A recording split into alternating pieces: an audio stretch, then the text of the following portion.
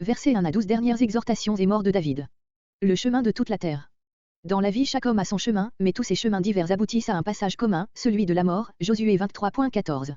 Sois un homme, 1 Samuel 4.9. Le sentiment de sa responsabilité, bien loin de l'abattre, doit lui inspirer un nouveau courage. Conduis-toi, malgré ta jeunesse, avec la malénergie et la prudence d'un homme fait. Verset 3. Statut, commandement. Ces 4 termes synonymes rappellent à Salomon le nombre et la diversité des commandements qu'il doit s'efforcer de garder et doivent stimuler son zèle.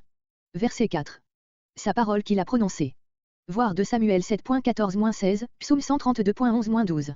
Si l'homme est infidèle, Dieu reste fidèle en reportant ses promesses sur d'autres. Tu ne manqueras jamais. Il y aura toujours un homme de ta famille capable de monter sur le trône. Dieu oppose ici la famille de David à celle de Saül. Il y a aussi à cet égard un contraste frappant entre la dynastie unique du royaume de Juda et les nombreuses familles de rois qui se sont succédés dans le royaume des 10 tribus, un roi 14.10, un roi 15.29, etc. Verset 5. Ce que m'a fait Joab. Par le meurtre d'Abné, Joab avait compromis David aux yeux du peuple, en l'exposant au soupçon d'être l'auteur de ce crime, 2 Samuel 3.27 et suivant, comparé verset 37, par le meurtre d'Amasa, 2 Samuel 20.10, il avait bravé ouvertement l'autorité royale, 2 Samuel 19.13, 2 Samuel 20.4. David ne mentionne pas la mort d'Absalom, parce que le meurtre de celui-ci, tué dans la bataille, n'était pas, comme les précédents, un lâche assassinat. C'était le sang de la guerre. Ebner, fils de Neup, voyez 1 Samuel 14.50. Et Messe, fils de Jéter. Jéter ou Jitra, 2 Samuel 17.25, était un Ismaélite qui avait eu ce fils d'Abigaïl, sûr de David. Et Messe était donc le neveu de David et le cousin de Joab, une chronique 2.13-17. Le sang de la guerre, c'est à accent grave dire le sang qu'il est permis de répandre dans la guerre. Autre chose est de tuer un ennemi loyalement dans un combat régulier, autre chose de l'assassiner, en pleine paix, lorsqu'il ne songe pas à se défendre. Sur la ceinture. Joab restait souillé de ce sang innocent qui s'était comme attaché à ses vêtements. Verset 6. Selon ta sagesse. David, qui avait déjà remarqué chez son fils une sagesse plus qu'ordinaire, verset 9, s'en remet lui pour le choix des voies et moyens d'exécution à l'égard de l'ordre difficile qu'il lui donne. Ce n'était pas chose facile que de frapper un aussi illustre coupable que le général en chef des armées d'Israël. David lui-même avait reculé devant cette tâche, tant à cause de la puissance de Joab que par égard pour les services qu'il lui avait rendus, 2 Samuel 3.9. Sa conscience lui avait sans doute reproché souvent sa faiblesse. Avant de mourir, il se décharge de cette responsabilité sur son fils, qui sera plus libre que lui d'exercer ce juste jugement.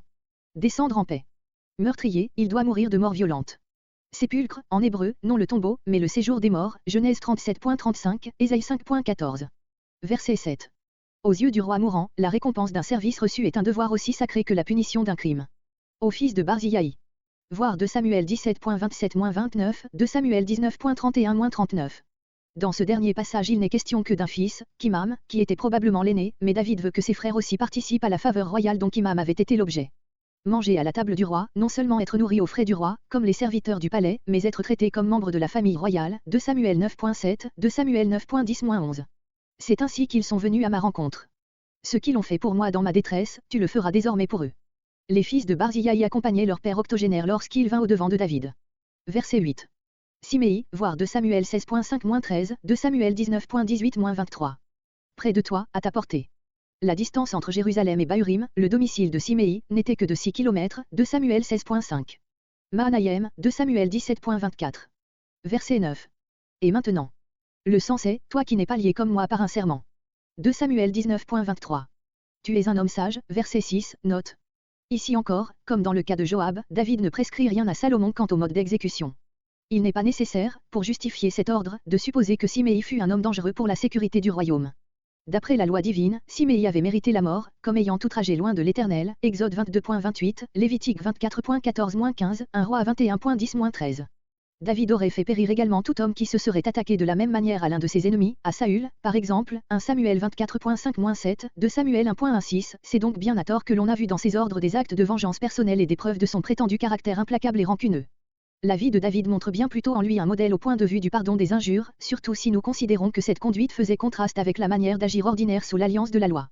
Dans le cas de Siméi et pour autant que sa personne seule était en jeu, il avait supporté les insultes de cet homme avec une patience et une humilité étonnantes et il lui avait pardonné plus tard. Mais, en sa qualité de juge suprême du peuple, il ne pouvait laisser à jamais impunis des crimes que, pour son compte personnel et ensuite de diverses circonstances, il avait cru devoir tolérer. Au point de vue de la théocratie, la responsabilité du crime laissé impuni retombe sur le peuple entier et sur son chef, Nombre 35.33, Deutéronome 21.8-9, 2 Samuel 21.1-23, voire le verset 33 qui donne la clé de tout le récit. La présence de deux hommes comme Joab et Siméi, ouvertement coupables de meurtre et de lèse-majesté, restait là comme un défi jeté à la loi de Dieu et comme une accusation contre David qui avait autorisé cette impunité. Il sent avant de mourir le besoin de réparer ce désordre. Cependant il le fait avec mesure. Il enjoint seulement à Salomon d'avoir l'œil sur ces deux hommes et s'il abuse de leur impunité, comme il sait bien qu'ils ne manqueront pas de le faire, de leur appliquer alors toute la sévérité de la loi. On ne voit pas ce qu'il y a à reprendre dans cette conduite aussi prudente que ferme. Verset 10. S'endormit avec ses pères, voir Genèse 15.15, note. La cité de David, c'est à accent grave dire le mont de Sion, autrefois la forteresse des Jébusiens, dont David avait fait sa résidence royale, de Samuel 5.7-9. On conclut de certains indices que le sépulcre de David devait être un caveau creusé sur la pente orientale de la colline de Sion, via accent grave vie du réservoir de Siloé. D'après Acte 2.29, ce tombeau existait encore au temps de Jésus-Christ. Verset 11. 40 ans. Ces 40 ans ne datent que du moment où, après la mort de Saül, David fut reconnu comme roi à Hébron par la tribu de Juda, de Samuel 2.4. 7 ans à Hébron, plus exactement, 7 ans et 6 mois, de Samuel 2.11, de Samuel 5.5. Verset 12. Bien affermi, verset 46. Toute velléité d'opposition de la part des principaux adversaires avait disparu. Salomon se sentait solidement établi sur le trône de son père. Verset 13. Verset 13 à 25 Punition d'Adonija. Serait-ce ici l'indice d'un nouveau complot ourdi par Adonija, de concert avec Joab et Abiathar? En Orient, l'homme qui épousait la veuve d'un roi acquérait par ce fait un droit à la royauté, de Samuel 16.21. Adonija, dans ce cas, cacherait son jeu.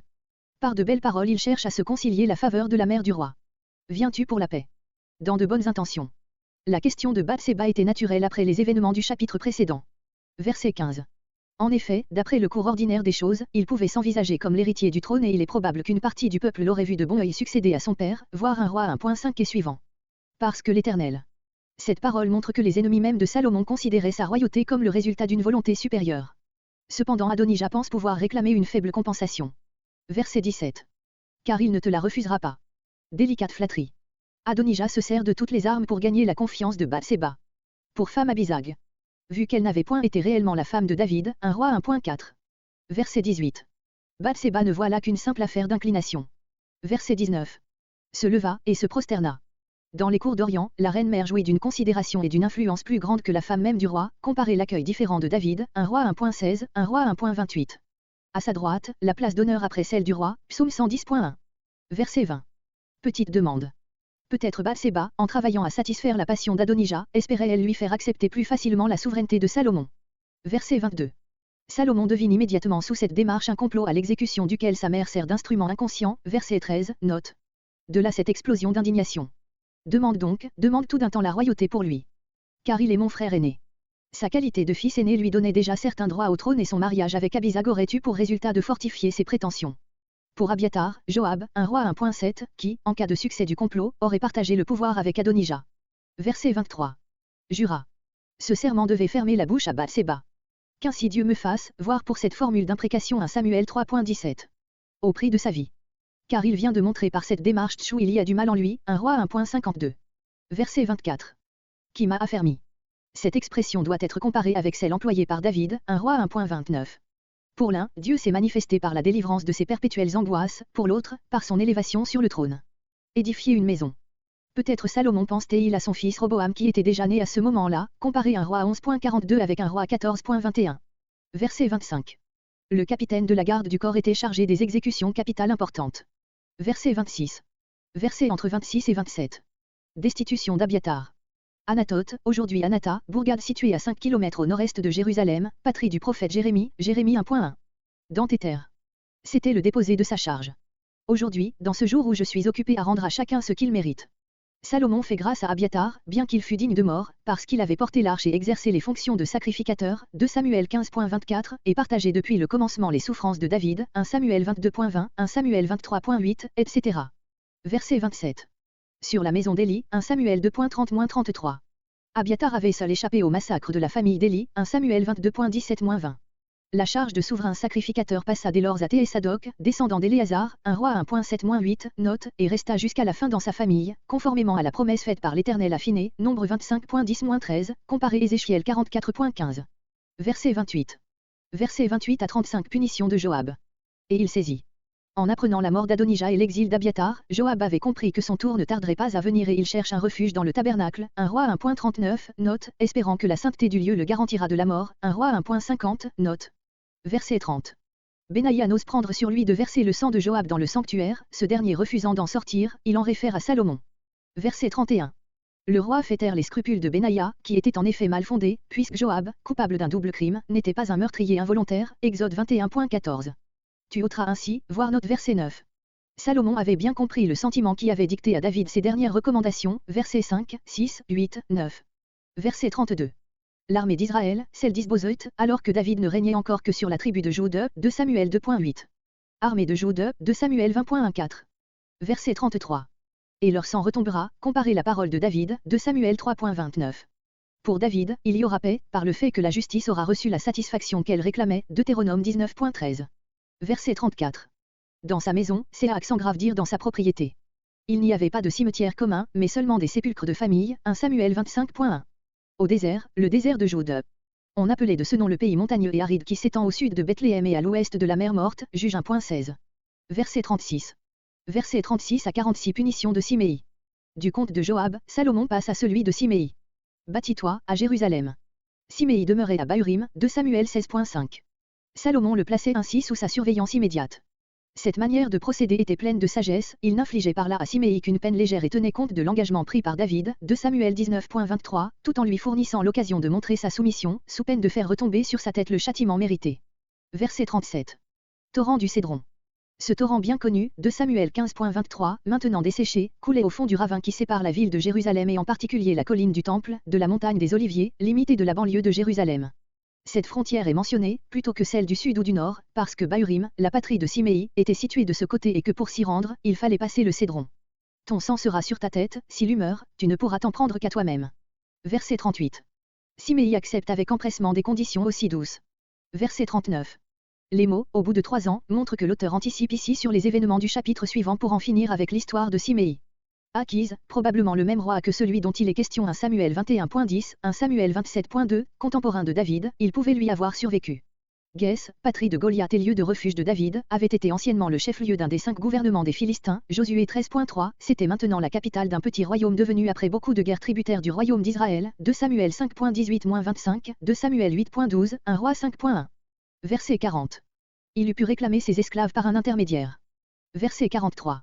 Le serment de l'Éternel, prononcé en invoquant son nom. Verset 44. Siméi gardant le silence, le roi reprend, souviens-toi, littéralement, tu connais toi-même tout le mal que ton cœur connaît que tu as fait, etc. Que l'Éternel fasse retomber.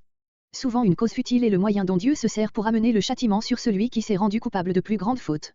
Verset 45. Dans ce verset s'exprime la vraie pensée de tout ce chapitre.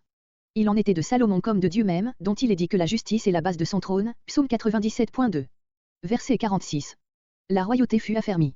Cette remarque, tout en résumant ce chapitre, sert de transition au suivant, voir 1 Roi 3.12, note.